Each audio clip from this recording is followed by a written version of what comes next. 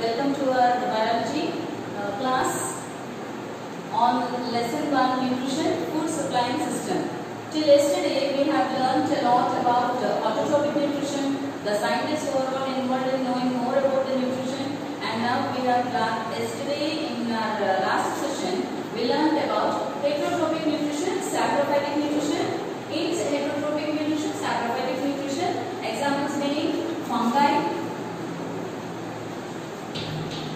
And parasitic nutrition, we learned completely about the Cuscuta, the order, the parasitic plant, and we thought of starting a session today with holozoic nutrition with the example amoeba.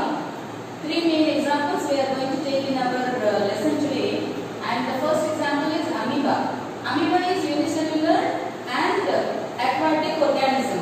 Paramecium is also unicellular and human being is multicellular. So why do we have to take unicellular and multicellular? Because these are set of examples for us to understand the mode of nutrition in unicellular as well as multicellular. Like I already informed you previously also, food is useful not just for unicellular or multicellular. It is useful for all the living organisms equally, be it a single cell or multicellular. Every single cell needs the food for going ahead with its functions. So let's see amoeba.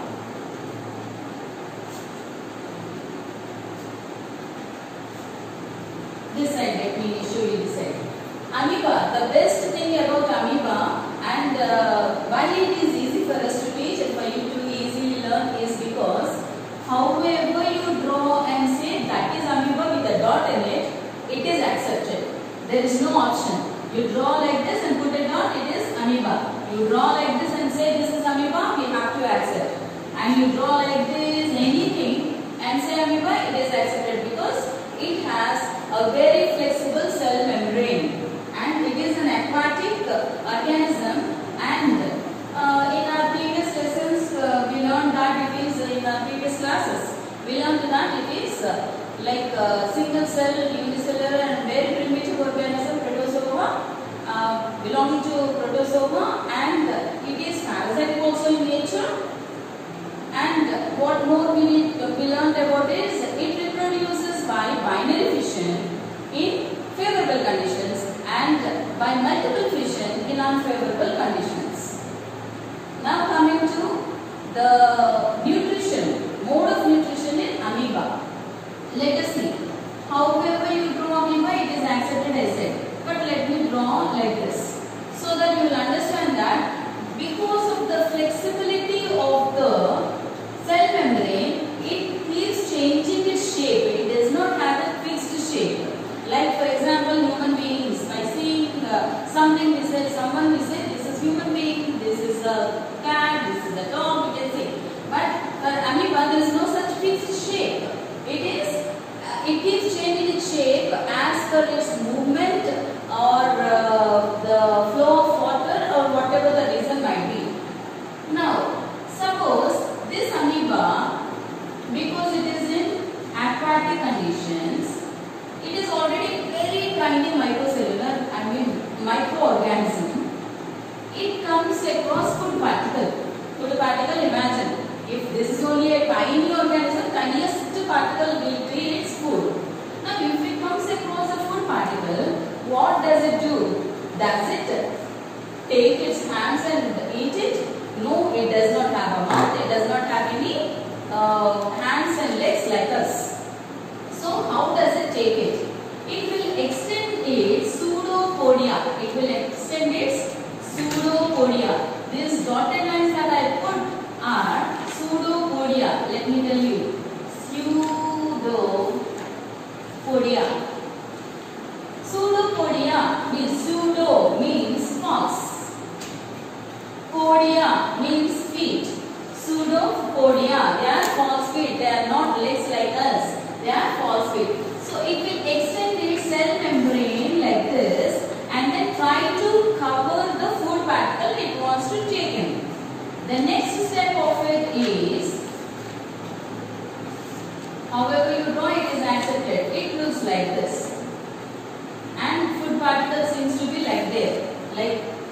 almost inside the body of the organism. And then the next stage will be like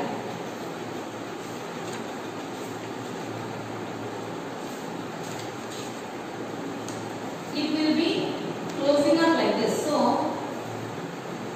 the pseudopodia gets disconnected here and the food particle is enclosed in the food vacuole which is formed by the pseudopodia. So this will be the food vacuole. How did this food vacuole form? Food vacuole formed from the pseudopodia of the organism itself. So what happens to this? Because this is the tiniest food particle, do you think that it does not need any kind of further breaking down and digestion? No. Already we understood that holozoic nutrition means the food will be taken inside, it is digested inside and then absorbed. So how is it going to be digested? Here there is nothing special, but you need to remember that there is water here. Here this is in water, no? So this water is inside this food vacuole along with the food particle. Now the water molecules are bombarding with each other and scattering away. When they are bombarding with each other and scattering away, they are even scattering away and putting pressure or force on the food particle. So this tiny food particle is now breaking down into minute pieces. And once it is broken down into minute pieces, the food particle is being bombarded from all sides by the water molecules. This particular movement to digest or break down the food particle is called Brownian movement. Brownian movement. Because Brownian is a person who founded this particular type of movement. So once this is broken down into tiniest particles and it is available for the convenient for the amoeba to absorb it as food, that tiny particles are absorbed by the amoeba. If it is absorbed, it is broken down and most of the food is absorbed, do you think that there won't be any waste material? There will be a waste material. How is it expelling the waste material? The next thing is it will throw away, expel the undigested food from the body out like this. How it has taken it, exactly like that it will expel it out. And then again it goes in search of food. So this is a continuous process and it is easy for you to draw and understand the process of acquiring the food, digesting the food, absorbing the food and expelling the waste material. This is all done in a most basic and simplest manner. So is it the same for all the organisms, all the single-celled organisms? No, there is a difference. For that we are going to show the example of Paramecium. Now we are going to show the example of Paramecium for that. Paramecium is another protozoan. It does not have a fixed shape, but Paramecium has a fixed shape. This is the shape of the Paramecium. It has macronuclei and micronuclei. Of course, we don't need to learn about that now. It looks beautiful. Here, it does not have any opening for taking in food and any opening for expelling the food. All its body surface is useful for that particular purpose. It can move any side, it can go any side, it can catch food from any side, and it can take in food from any part of its body, any side of its body, like that. It's everything easiest there. But for Paramecium, it has a place of opening. That is the place where the food enters and that is the place from where the undigested food or the waste matter is expelled out. So this is the shape. Like there is no shape there is a fixed shape here. By seeing this we need to understand. It is also an aquatic organism, parasitic organism, that is also a parasitic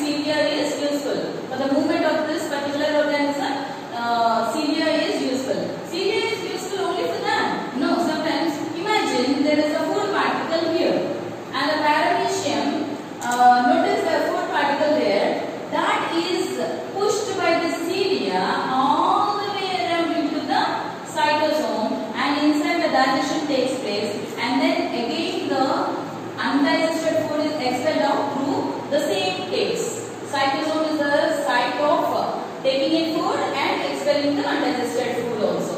So this is paramecium, mode of nutrition in paramecium, mode of nutrition in amoeba. These are single-celled organisms. They may look like easiest way of digestion taking place, but there are few differences, minor differences which we need to remember. So now coming to multicellular organism and the digestion process that takes place in multicellular organism, we are going to take the example of human beings. Why do we need to take the example of human beings? Because by now we should know what our body is all about, what is all happening inside the body, and how well we can make use of all the resources that we are gifted with by the God. So now let's know more about ourselves, how important nutrition is for us, and if this is clear, because we need the board, we are going to wipe the board clean and start off with holozoid nutrition in human beings. Let us see. Human beings, we are omnivores. We eat vegetarians like green leafy vegetables, we eat plant food, we eat animal food, and we have the capability to digest any food. And not just that, it's a more complicated process that's going on in our body regarding digestion. And every part of digestive system is doing some extra work which is really surprising when we start learning about that. So now let us see what is that most surprising things that we can learn about our human digestive system. First, let me draw the diagram so that we will be able to write from our primary classes we are learning about digestive system. So this is our digestive system. This is the buccal cavity. Till here it's a buccal cavity. This is this area junction where the food pipe, esophagus and trachea join together. This area we call it as pharynx, and this is esophagus. Esophagus ends in a pouch-like structure called stomach.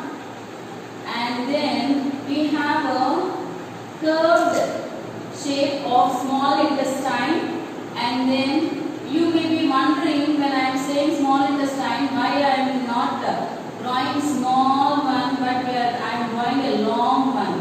And here we need to understand that it is not about the length we are discussing about, we are discussing about the width of the lumen which is present in the small intestine. Small intestine has very small lumen, that's why we call it as small intestine, not because it is small in size or short in size.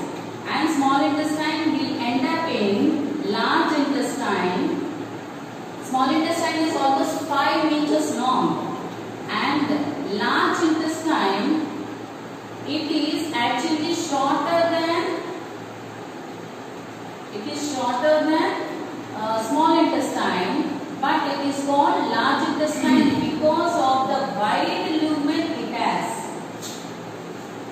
And small intestine is 5 meters long, and it has 3 parts in it: duodenum, ileum, jejunum, which ends up in large intestine, and large intestine will end up in rectum, and rectum opens up to anus. Now, if these are okay.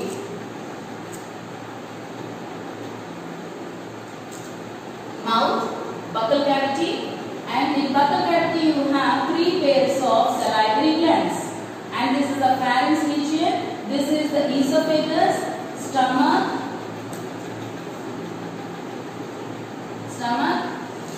and then what are the other organs which are useful for digestion? We should not forget them. They open into duodenum part of small intestine. The largest gland in our body, largest body part is, longest body part on outer surface is skin. Largest organ in our body is liver. Liver opens into duodenum, and then there is one beautiful leaf-like structure which also opens into duodenum, that we call it as pancreas. Now let us label this. This is buccal cavity. In buccal cavity we have tongue, we have teeth, and we have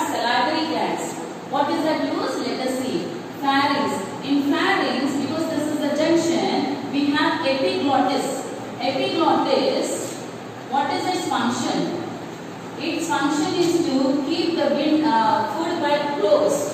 Whenever we are eating food, then only it will open and close the windpipe so that the food will not choke the lungs. This is esophagus. In our primary classes, we learned it as food pipe for our understanding. Now, because we are senior class students, like we need to know that this is esophagus. And then we have stomach. Children, try to learn this thoroughly now because there is one chapter, lesson 7 in the same class, which is completely about the digestive system, because digestive system is not simply food digesting process which you are going to learn. It is a complete different entity. Brain is the first brain, we call this as main brain. There is another brain in our body that we call it as enteric nervous system, second brain. That belongs to digestive system. That's why we have a whole chapter in lesson 7, whole chapter which we are going to learn more about digestive system. So if you learn this here thoroughly, it becomes easy for you to learn the other lesson, because that is all about the application, practical methods. How we are supposed to live a healthy and long life, we will learn about in lesson 7. So this is liver. And this is pancreas. These three are glands. Digestive gland, liver is another gland, pancreas is also a gland. Now small intestine, large intestine, rectum, and last one is anus. This is what we have learned in our primary classes about digestive system. Now we are going to learn a little more in detail. So let us see. The first digestion starts in mouth. First digestion starts in mouth. The food is taken inside the mouth. And then what happens is we have 32 permanent teeth. Permanent teeth. And in this 32 permanent teeth, let's see. Upper jaw and lower jaw. In upper jaw you have 4 cutting teeth, we call them as incisors, and on either side flanking them we have canines. They are for tearing, and then you have premolars, 2 each, and then you have molars, which we also call them as wisdom teeth, on either side of premolars, 3 each. So total how many do we have? Let us see. In one jaw, upper jaw, you have 4 incisors, 2 canines, 4 premolars, and 6 molar incisors.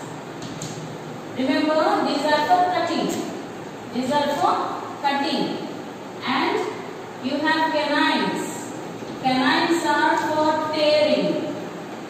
When you want to eat a sugar cane or you want to eat a chicken joint, you will use canine teeth. And then you have premolars. Premolars, they are for chewing. You want to eat any nuts, first you will break the nut with the incisors and then start chewing them with your molar. And then premolars, and then molars. Molars are for grinding and chewing. Have you ever noticed when you are chewing a bubble gum, chewing gum, you use your molar and premolar teeth only mostly. So this is how the teeth are working in our body. Now you want to know the dental formula. Actually this is all there in your 7th lesson. Make a note of it. It will be useful for you to learn your 7th lesson. Dental formula for upper jaw alone is 2 by 2 is to 1 by 1 is to 2 by 2 is to 3 by 3. You might have understood. 2 by 2. That means if you divide this upper jaw like this, 2 this side, 2 this side. And canines, 1 this side, 1 this side. That's why 2, 2, 2, 2, right and left. 1, 1, right and left. 2, 2,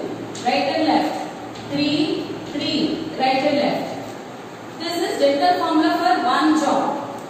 Dental formula for complete mouth, both the jaws, then it will be upper jaw, lower jaw. This is right and left, this is upper jaw, lower jaw. And then 2 by 2, 4 by 4, 6 by 6. So if you add them up, you will get like this. This is 4 plus 2, 6, 6 plus 4, 10, 10 plus 6, 16, and the same way 16 plus 16 is 32 teeth you have in our body. So what do we do in digestion? The first process of digestion is cutting the food or chewing the food. This is what we call in our primary classes. But now, like we are already many times proudly we are talking about other class seniors. Let's not call it as chewing. Let's call that as mastication. What do we call it as? Mastication. You want to feel proud of yourself among the set of your friends. What are you doing in class? You say, I'm masticating my chocolate. Oh, it sounds so different, but it's something like fun. You can even learn your subject also that way. So mastication.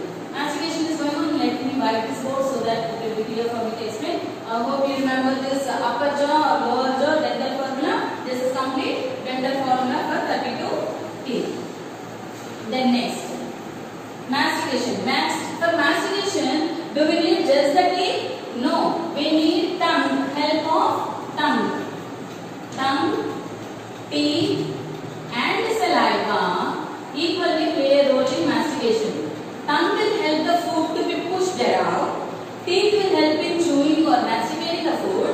Saliva will help in mixing the food and making us to feel the taste of it. In 9th class, in 5th lesson, you learned about the sensory organs. In sensory organs, one of the sensory organs is our tongue for taste. In that, you learned that there are 10,000 taste buds on our tongue. So how do we know the taste? When saliva mixes with the food, broken food, then it will allow us to taste the food properly. What are the different tastes that we can know? There are actually 4 standard tastes which are salt, sugar, bitter and sour.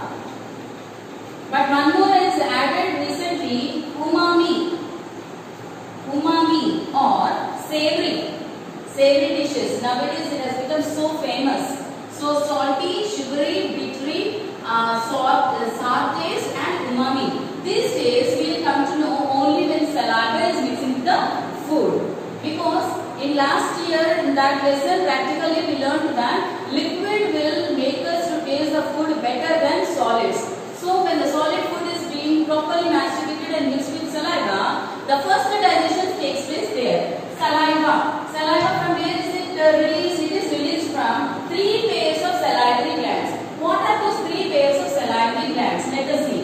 The first pair of salivary glands is parotid. This is not there in your textbook, children. I hope you will not make a note of this. Mandibular and lingual. There are 3 pairs of salivary glands, parotid glands, mandibular glands and lingual glands. So if you remember these, you will remember that there are 3 pairs of salivary glands means. Then, what does this saliva has which makes us to taste the food?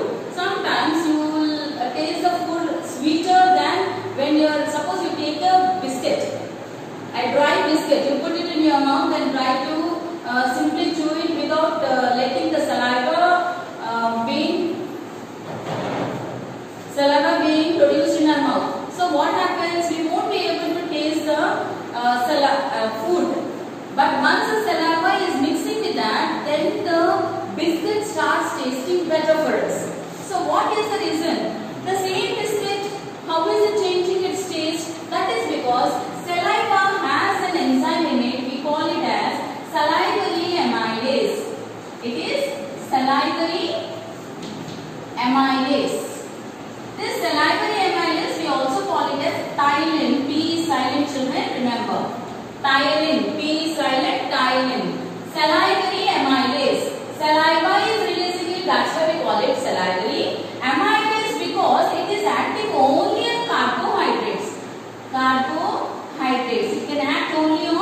carbohydrates. So now my first question will be, where does the digestion start taking place first?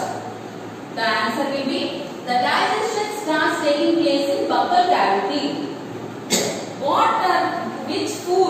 Which food is digested there? Carbohydrate is digested there. Which nutrient is digested there? Actually the question should be, which nutrient out of carbohydrates, proteins and fats, which one is being digested?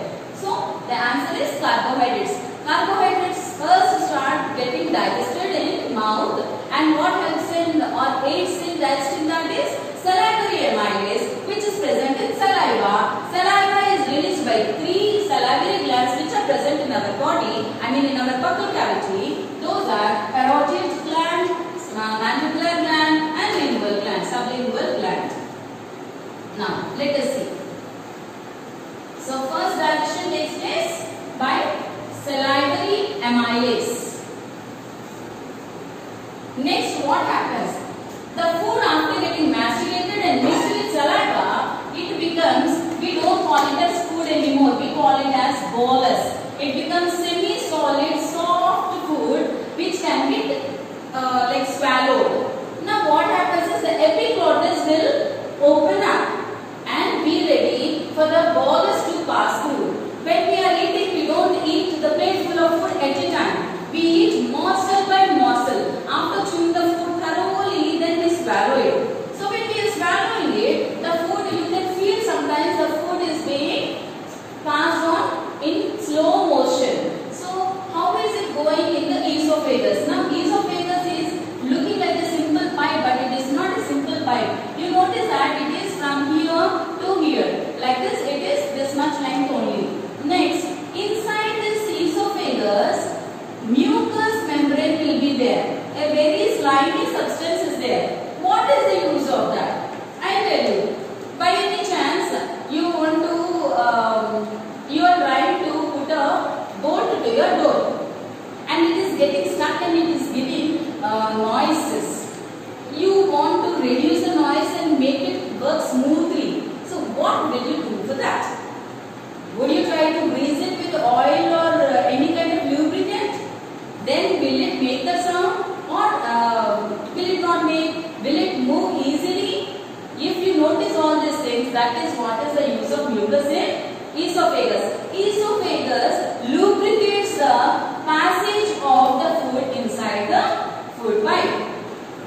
Now, what is this esophagus having in it? It has a, it does not, so the food is taken in and it is swallowed. It doesn't simply cut, it will not come down like that. It will go inch by inch. How does it go? It goes in wave-like motions like this. When I am drawing also, you can notice this wavy look. So this is wave-like motion. That means the food particle is here. You feel the bulge, and then it is pushed down. And then the next step, how it will be?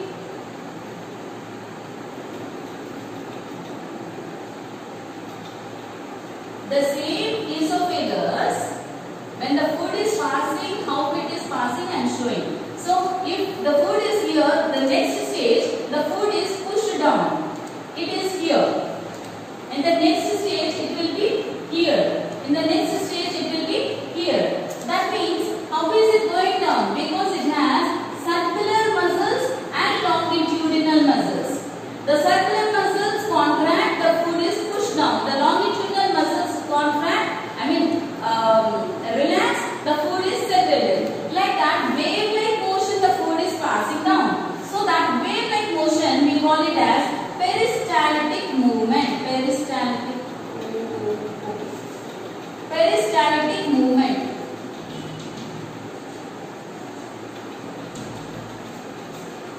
Or we can call it as peristalsis. We can also call it as peristalsis. So now, finally, with the wave-like motion, slowly the food is slowly, step by step, inch by inch, without crowding the stomach, it is entering into stomach.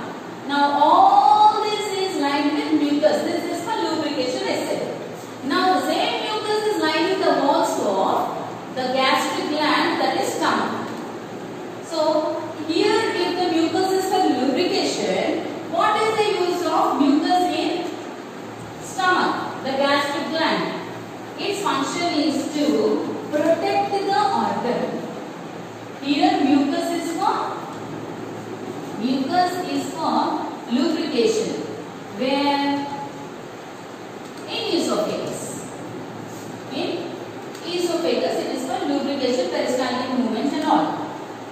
stomach there is mucus layer again. It is for protection. Why does it need any kind of protection? It needs protection by its own self, from its own self, because to digest, bolus is entering inside the stomach. Now it is supposed to be further digested. So for further digestion, this stomach is releasing HCl. This is nothing but acid. Dilute only. Even if it is dilute, try to pour a drop of HCl on your dilute HCl on your hand and see, do you enjoy the feeling? No, you will have the stinging sensation. It will be painful. It will be burning. So if it is burning on our hand, which is already exposed to various kinds of heat, temperature and all, then the sensitive part of the stomach, how is it able to bear that? So to protect itself, protect the stomach from itself, from the HCl it is releasing, mucus layer is present. Mucus keeps on getting eroded and again it will be replenished, and what that is the way we are protected. We are designed. We have to say that we are designed. So HCl, it helps in digestion. You might have sometimes noticed that some people complain about stomach ulcers. Stomach ulcers we will get only when we do not eat our food in time, or we are neglecting to fill the stomach with something or the other, liquid food, solid food, whatever food. In time, if we are not feeding, then what happens is, because our body is having a clock set inside. A time is set by ourselves, the body sets a time for itself. Every day, suppose you wake up at 5 o'clock, even if you don't put an alarm also, the next day after 4 or 5 days, your body gets used to waking up at 5 o'clock and you wake up without even trying to wake up. Likewise, suppose every day by 12:30 you are having your lunch and today you are not having, then the HCl doesn't know whether you are having or not. It will automatically, very sincerely, it will start getting released. So, because if there is no food, because you didn't have your lunch, there is no food. If there is no food, where will it act upon? It has to do some work. It is very, busy thing. So, what it will do is, it will erode the mucus layer which is there for the protection of the stomach. If it starts eroding the mucus layer, and after mucus layer, what will come across? It comes across the stomach walls. If stomach walls are getting eroded by the acid, then afterwards, even if you eat anything also, you will get the pain or burning sensation, that is nothing but ulcer. Not only that, if any part of your alimentary canal, if you are getting an ulcer, it is because you are not taking care of your food habits properly. If your food habits are good, then you will not have this kind of problems anytime. Most of us think that to stay fit and everything, we have to do so many exercises and all. I tell you, no need of all these things. We are designed by God in such a way that everything is properly maintained in our body only if we know how to maintain that in a systematic manner. If we have everything properly planned and we do it according to the timing schedules, then everything in our body and ourselves will be fit and fine and always healthy, nothing to worry about. So that's about digestive system, digestive gland releasing HCl for digestion. HCl for digestion. Now the food enters here. We call that as bolus. Bolus entered into this food, into the stomach. Now what does the stomach do? It is looking like a small pouch, right? But it has a capacity of stretching how much ever you want, that much you can stretch. Actually, it is designed and it is present in our body only this size. But if you are filling it with too much of water, too much of food, without proper gap, it keeps stretching and accommodating. As it keeps stretching and accommodating, most of us complain that we are increasing or putting on weight in our this region, middle region only. That is because we are not giving proper gap to the stomach. Stomach is accommodating, always accommodates anything that you want to dump in. It's not a dustbin, please don't dump in anything inside that. Right. Now the stomach, the bolus entered into stomach. We already thought that the esophagus has circular muscles and longitudinal muscles which will assist it to contract and relax and so that the food can be sent inside. Now for the diagonal muscles, longitudinal muscles, and circular muscles. What do they do? Have you ever seen washing machine when it is working? Try to peep through the glass, don't open the lid and see. It keeps churning the clothes like this and all ways around. That way it washes. That way it does this. What it does is, it keeps on churning from all sides. The food is attacked and the food is churned around. Because of the churning, we get the chine. Because of the churning, the bolus now will turn into chine in stomach. Bolus is semi-solid and soft. Chine is almost liquid. Now I would like to tell you something.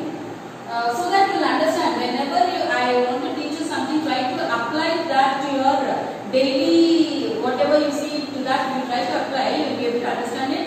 Remember it thoroughly.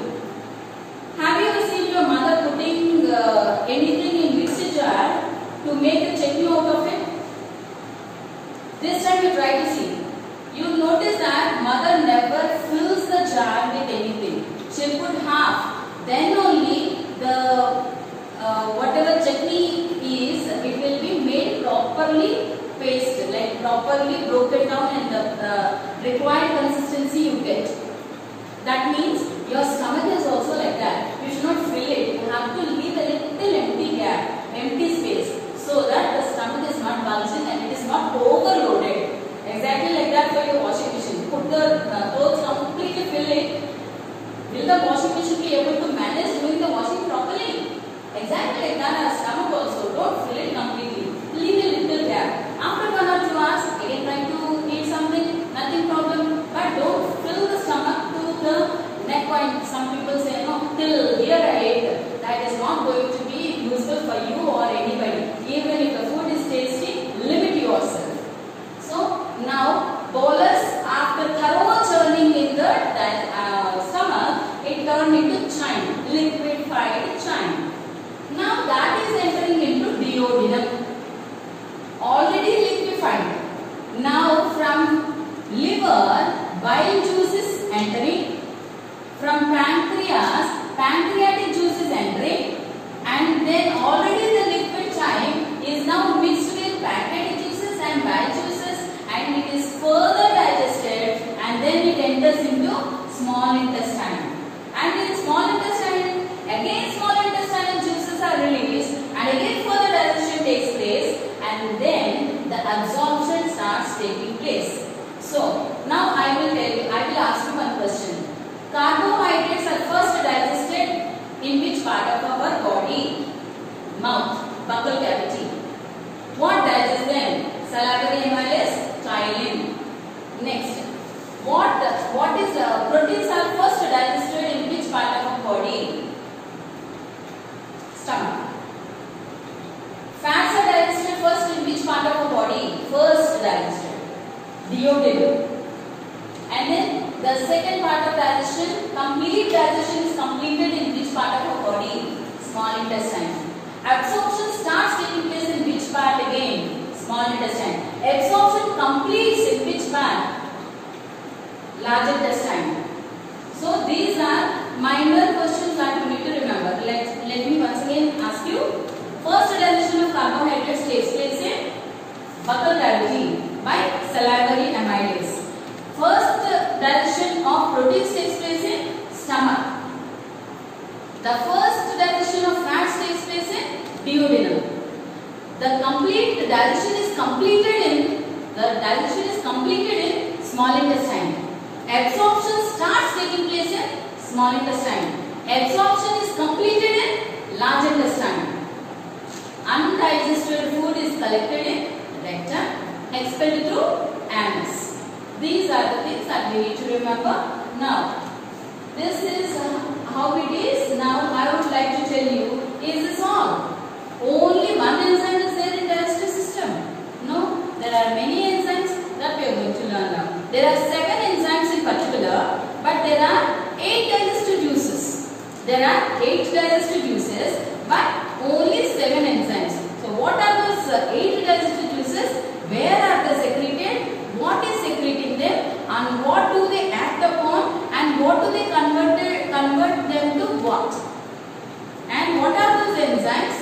and everything we are going to learn in our next. Good day children, once again welcome to the biology class for 10th class of NRCS.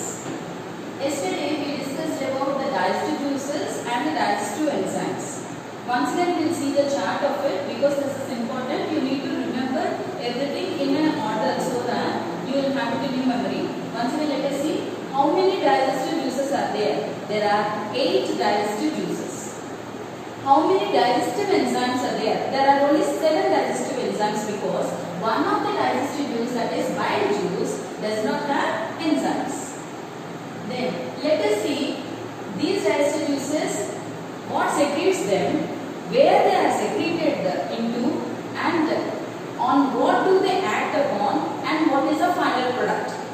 If we once check, let us see. Saliva is a digestive juice. It is the digestive enzyme present in saliva is chyline, which is also called as salivary amylase, and then it is secreted by salivary glands. There are 3 pairs of salivary glands: parotid, sublingual, mandibular. Then it is secreted into which place? Buccal cavity, that means our mouth. It acts on what? Carbohydrates. Anytime the enzymes of carbohydrates can work only when the medium is alkaline in nature. They can never function properly in acidic nature. So remember this always. Then what does it produce after it is acted upon starch, the carbohydrates? It produces maltose. That is the reason why after chewing the food, after some time, when it mixes with saliva, the food tastes sweet. The second digestive juice is gastric juice. Gastric juice released by stomach. What is the enzyme present in it? Pepsin. Remember, pepsin. It is secreted by stomach. It is secreted into stomach only, and it acts on proteins. It acts on proteins and it converts proteins into peptones. What is the medium where these proteins are converted into peptones? Here stomach releases HCl. That means the protein enzymes can work well even in acidic medium, but carbohydrates cannot work. Enzymes of carbohydrates cannot work in the presence of acidic medium. They need alkaline medium. That's why here no carbohydrate is being broken down. Next one is bile juice. Bile juice also is having a little acidity in it. But this bile juice, it does not have any, it is secreted by the liver, it does not have any enzymes, and it is released into duodenum. It is released into duodenum and it acts on fats. First digestion of fats takes place in duodenum by the bile secreted by liver. And it converts it into fat globules. Now these fat globules are easy for digestion. Let us see the next one. This is pancreatic juice. PJ, pancreatic juice. Pancreatic juice releases, in pancreatic juice can release 3 types of juices, 3 types of enzymes. Amylase always remember, it is a carbohydrate enzyme. Trypsin, it is protein enzyme. Lipase, it is fats enzyme. Let us see. Pancreatic juices, they release these enzymes and they are released by pancreas. And they are released into duodenum. And amylase acts on carbohydrates and converts it into maltose. And trypsin converts proteins into again peptones. And the final digestion of fats is concluded here. Fat globules.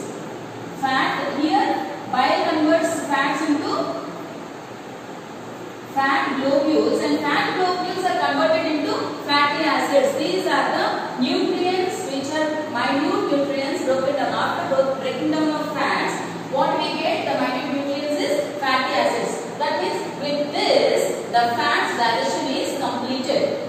Next we have small intestine juice. The name itself implies that they are released by small intestine and they are released into small intestine only. And what is the enzyme? There are 2 enzymes present, peptidase and sucrase. Peptidase acts on peptones. Here the end product proteins is released, that is amino acids, which is now ready for absorption by the blood. Then the same small intestine juice, it has sucrase enzyme. It is released by small intestine, released into small intestine, and it acts on sucrose or maltose and converts it into glucose. Now glucose, amino acids, fatty acids, these three are the final products of carbohydrates, proteins and fats. These are absorbed by the small intestine villi, and from there they are entering into the bloodstream. From there they reach all the cells of the organism. There in the cells mitochondria are present. Cellular respiration takes place. They are further broken down to release energy. This we are going to learn in our next lesson, respiration lesson. But till now, this is it.